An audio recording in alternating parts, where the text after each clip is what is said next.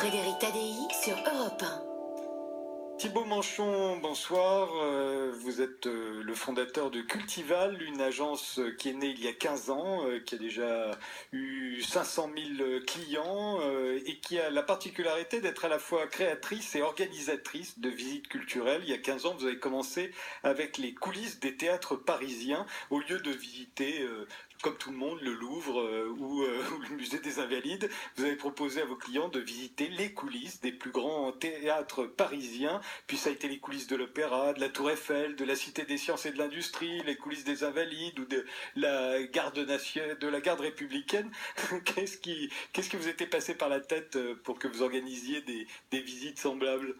Alors l'idée première était une passion du spectacle vivant, du théâtre, et je suis allé voir plusieurs créateurs et plusieurs animateurs de salles de spectacle pour leur proposer de faire découvrir les coulisses, les parties cachées. L'histoire première de cette démarche, c'est le maquettisme. J'ai développé depuis que je suis tout petit des maquettes à échelle réduite de salles de spectacle, et j'avais envie d'en faire des jeux, j'avais envie de les proposer et de proposer aux personnes qui jouaient avec ces maquettes de voir comment ça se passait en réalité. Donc je suis entré par plusieurs entrées des artistes pour aller voir les directeurs de salles en leur disant voilà, on aimerait avec un certain nombre de personnes découvrir et voir la manière dont ça se passe sur le plateau, dans les décors, dans les scènes.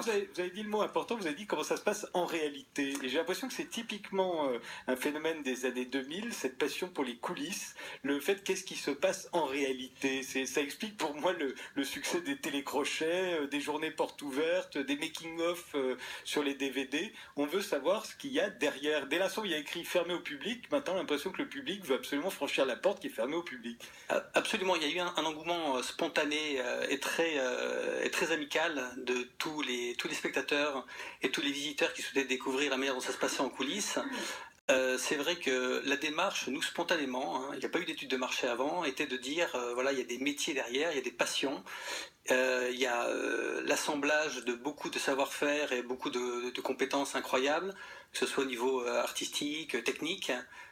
Les théâtres sont aussi des lieux qui gardent l'histoire de quartier, qui gardent l'histoire de ville, qui ont évolué avec elle. Mais les théâtres, vous les visitiez quand même dans la journée, pas au moment où les acteurs sont sur scène. Alors dans la journée, absolument. C'est dommage, je suis sûr que vous auriez encore plus de monde si ça pouvait se passer. Moi j'aurais adoré. Pendant que les acteurs sont sur scène. Moi j'aurais adoré. Les acteurs moins. Les acteurs moins, et non, il y avait quand même une notion de dangerosité, de risque, et puis faut pas tout dévoiler quand même.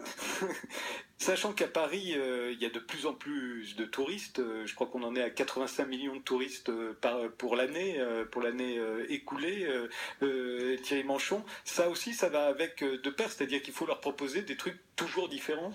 Il y a une vague de tourisme qui est croissante, qui va continuer à structurellement augmenter, même si 2015 a été un petit peu difficile avec un trou d'air, mais dans la pratique... Bon, alors, les 85 millions, c'était avant. Ça, c'était avant, mais ils reviennent. Et effectivement, il faut leur proposer d'autres choses que les grands blockbusters qui sont saturés.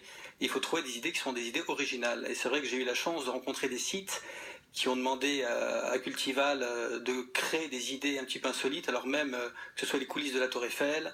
Mais c'est quoi les coulisses de la Tour Eiffel, par exemple ? Parce que je croyais que tout était apparent dans la Tour Eiffel, que la structure ne laissait pas de place à des coulisses. Écoutez, je le croyais également. En fait, l'histoire est assez amusante avec les coulisses de la Tour Eiffel. J'avais fini une visite des coulisses du Théâtre des Variétés, et en face du Théâtre des Variétés, il y a un petit, sous les passages couverts, les passages des panoramas, il y a un petit restaurant dans lequel, après les coulisses, les visiteurs étaient allés prendre une coupe de champagne avant d'aller au spectacle. Et là, un des responsables du groupe me dit tenez Thibaut, il y a quelqu'un là qui fait partie du groupe et qui a trouvé ça assez amusant, qui s'occupe d'un site à Paris, et il aimerait vous rencontrer. Donc j'ai fait sa connaissance, il m'a dit écoutez, voilà, effectivement, je m'occupe d'un site, on est connu du monde entier, mais les Parisiens ne viennent pas. Il faudrait trouver une idée originale, et je pense que cette idée de coulisses est intéressante. Alors il m'a présenté sa carte, et c'était le directeur général de la Tour Eiffel. Alors après un bon cognac, je m'en suis remis, c'était une excellente nouvelle, et on a créé une partie de visite qui consiste à découvrir la machinerie hydraulique qui est sous la Tour Eiffel, l'ancien cantonnement du génie militaire qui est sous le Champ de Mars, Nous montons sur le toit du restaurant Jules Verne, donc on a à la fois la découverte, l'entrée dans l'histoire, l'explication de ce qu'était la Tour Eiffel avant que ce soit un monument visité, puisqu'elle avait une fonction, et voilà, tout en... D'être l'émetteur D'être un émetteur, absolument.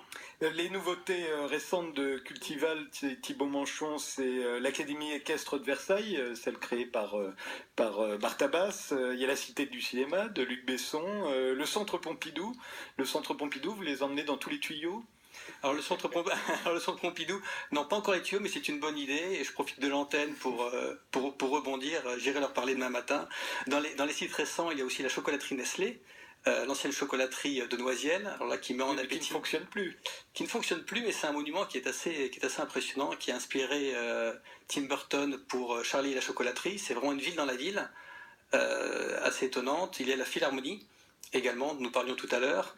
Donc pour tous ces sites, c'est aussi la manière de se présenter, de se faire connaître d'un certain nombre de publics qui ne sont pas soit les utilisateurs, soit les spectateurs, d'une manière différente, avec un vecteur qui est complémentaire pour tous. Il y a des coulisses que vous aimeriez donner à visiter ou visiter vous-même, Christian Pierre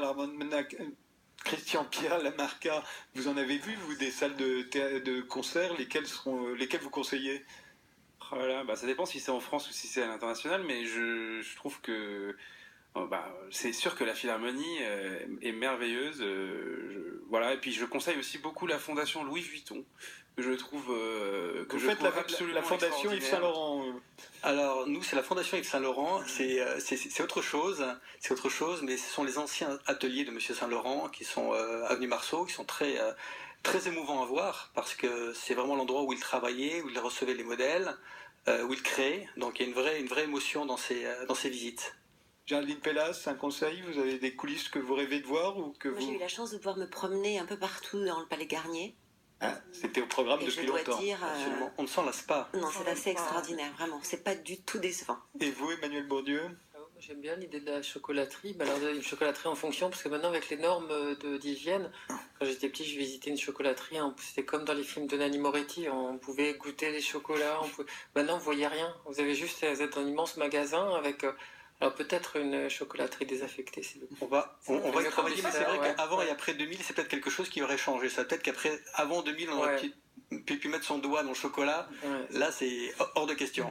Et pour vous, Camille de Peretti? Ouais, je pensais à ça, le Palais Garnier aussi. J'y ai jamais été, mais j'adorais. Surtout qu'il y a la trappe qui s'ouvre sur le lac qui se trouve sous le Pérat. Mais encore faut-il trouver la trappe. Et vous, Cécile Allegra?